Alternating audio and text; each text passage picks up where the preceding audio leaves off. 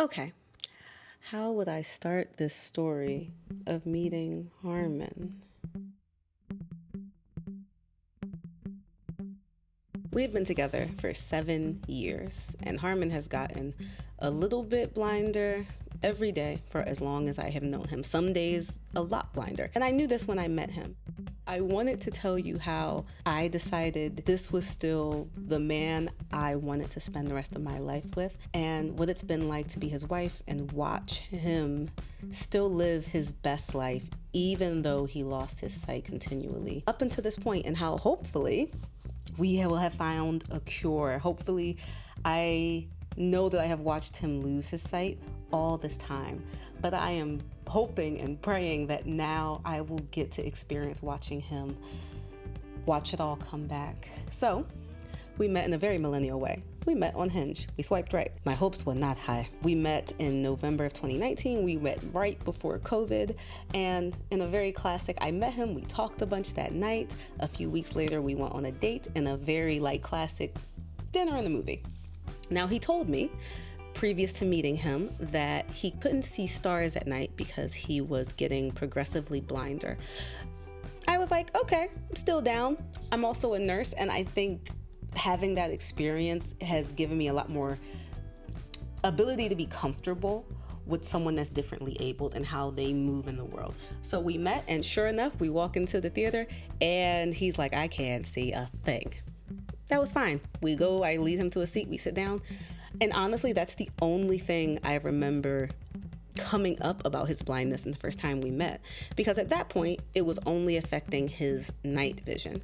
Now, as time went on and I got to know him better, I saw the ways that in 2019 it was affecting his vision. So I saw how his field of vision was much smaller than your average person, how at night when the sun sets, the amount that he could see and navigate significantly decreased.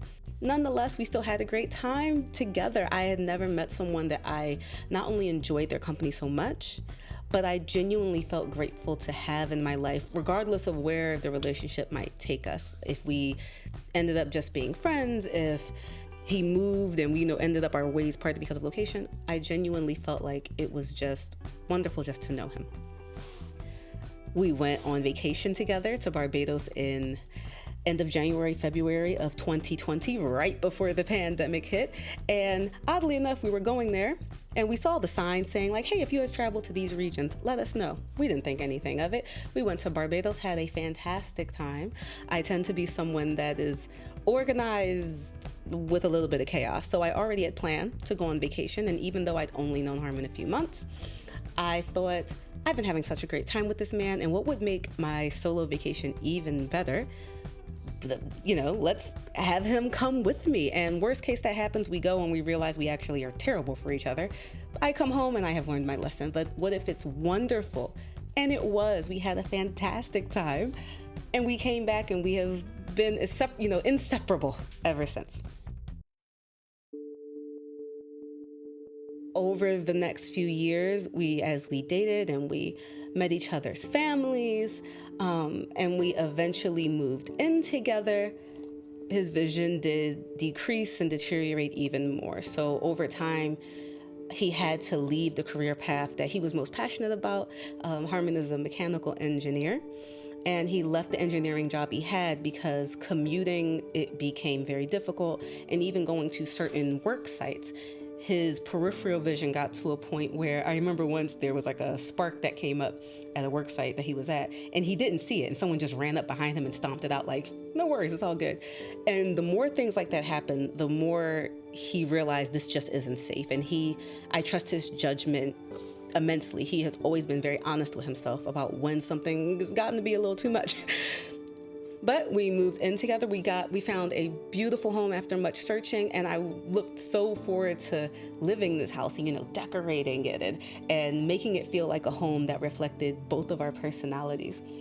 And I would say about 2024, the year that we got married, is when the progression actually started to take leaps. So instead of his peripheral vision's kind of slowly getting a little smaller, or his ability to perceive light at night getting a little bit worse, it started to happen in leaps and bounds. So I remember we were getting ready for the wedding. I'm going to get a dress. I'm, picking out the things for my bridesmaids. He's picking out, I'm, doing all the picking out colors and things like that.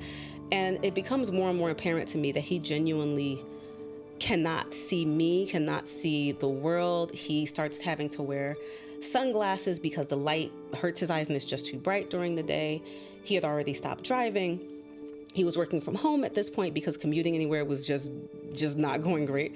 And I remember once he came home after visiting someone, and we just cried because he realized that he wouldn't be able to see at the wedding. Like yes, he can see something.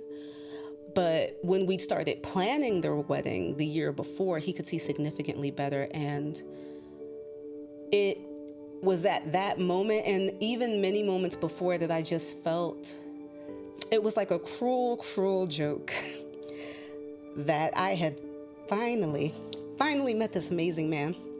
I had asked God for a champion because I was not going to settle for anything less than that. And I'd met him. I finally had him in my life, and I felt like I was disappearing before his eyes. I felt like our life was disappearing before his eyes, and it was just slowly being taken away, and just then almost like a rope that's pulling off, it just started rapidly accelerating. And it felt so unfair. And it felt like just the most monkey paw. Like, yes, you get what you asked for, but you weren't specific enough, So, but I was unfazed because I was confident that this is the right man. This is the right choice. This is the right person to spend my life with. The hardest part of all of this is the grief. It is the grief of watching the person you love most have to continually accept a new reality every so often and without warning. Some days he'll wake up and suddenly, I remember the last anecdote I'll say about us. We were on our honeymoon. We had gone to basically a zoo in Kenya, and he had been wearing sunglasses to help with the sensitivity to the light. And suddenly that day he was putting them on, taking them off, putting them on, taking them off. And he was like, it's not helping the way it was. And the exposure is basically, it makes everything look overexposed and white. And with the sunglasses or not, he realized at that moment, like, that those cells, whatever it is, this isn't going back to the way it was. And grief is a funny thing because it doesn't go in stages. And with something like this, you're never really free of it. It's like a rock in your pocket that sometimes you forget about, and then it gets a little bit heavier and you remember, and you have to adjust to this heavier rock. And you do. But then out of nowhere, it gets a little bit heavier, and you're in this, what feels like endless cycle of sadness.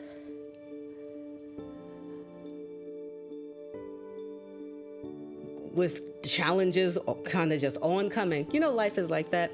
Without having to try, I saw this once in a show or movie. Life will just deliver this wonderful basket of problems to you without fail every day. And as we were looking to buy a house, Harmon got laid off. So we realized not only will one of us be blind, now we have gone from a double income to a single income home. So we took the savings we had and we thought, let's go somewhere where we can plan for the reality that we're faced with and make the most of our lives. We took our dog Pax, and this was all around the time that Harmon discovered the oxygen trial. So he found the trial, he reached out, we had gone to the screening in the summer of 2025. He was cleared for the trial. All we had to do was wait for oxygen to come back and say, yes, you've got a slot in the trial.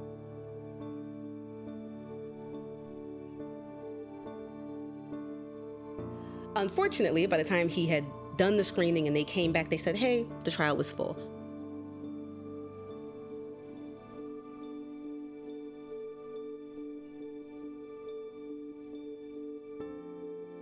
And again, we were very downcast because this seemed like such a once-in-a-lifetime opportunity.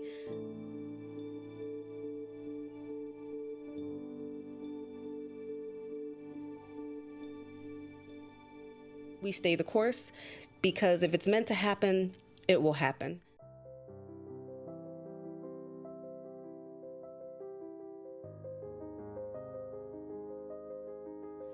And I remember I oftentimes would cry about this, but there was one time I wasn't crying, but I wanted to try and submit myself to the principle, to like the kind of core belief of let God's will be done. For me, that is the hardest thing, because I have many ideas about what my life should be and I want my will to be done. But I realized the path of least resistance, the path that is right, is not my will. It is to let God's will be done. And I said, I don't know if this is alone what I can handle, but I do know that whenever I pray, I have the strength to. And if God's will is for my husband to be blind, I guess that's what we're doing. And I said, I will accept it. I know I can do this. I know we can do this. But if there's any chance that we could make his vision just a little bit better, or if there's any chance we could just stop it from getting worse, I would be immensely grateful. It would be the miracle of my lifetime.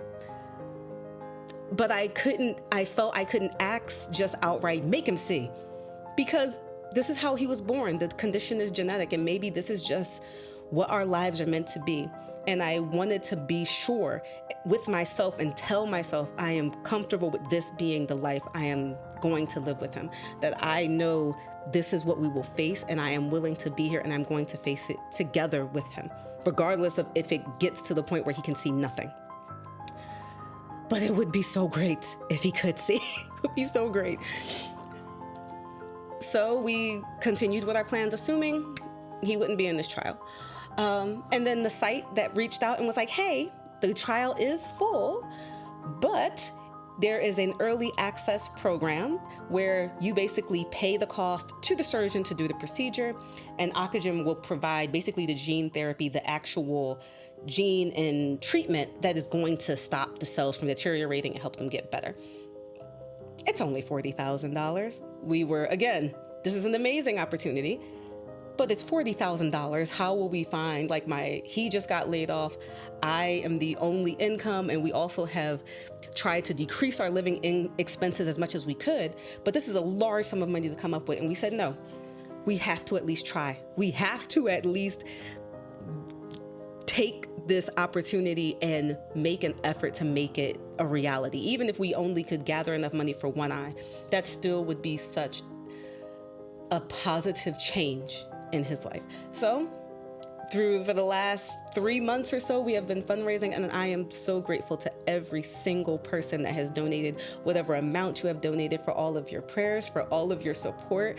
Harmon and me, we love knowing that not only is our experience one that will help other people that maybe want this treatment, but it also is wonderful to see other people just have hope. Just have hope that if your vision is encumbered, if you are blind, whatever stage you may be at, that there is something, that it has taken all this time. It has taken all this time. But in our lifetime, we are seeing a cure for blindness, something that I don't know that we ever thought we would see. And so I am immensely grateful, and I know we both are. We both are, very much so. And now we're here. So Harmon had his first surgery on his right eye,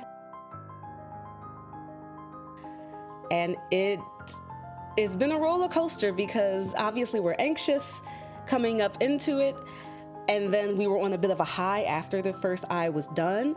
I literally was dancing. But now there's nothing left to do but wait. And then he's going to have the next eye done, hopefully, assuming we raise enough money to do that. I know that whatever happens, we will have hopefully let other people know about something that could help them. We will have taken the chance. We will genuinely have done everything that we could. And we did it together. Harmon is a very accomplished person. He is an engineer. He's a professional engineer. He is a project manager. He is a coder. He has started businesses. He does nothing but try to connect with people and help them and better the world. And I know he'll be able to do that in leaps and bounds and amazing ways if he could see a little better, to do it. So I'll let you know how that goes. I will list the link for the GoFundMe. I will also put the QR code. Please donate if you can. No amount is too small. Anything that helps move us forward toward saving his sight means the world to us, and it definitely means the world to me. Please like and share. Thank you for watching. Bye.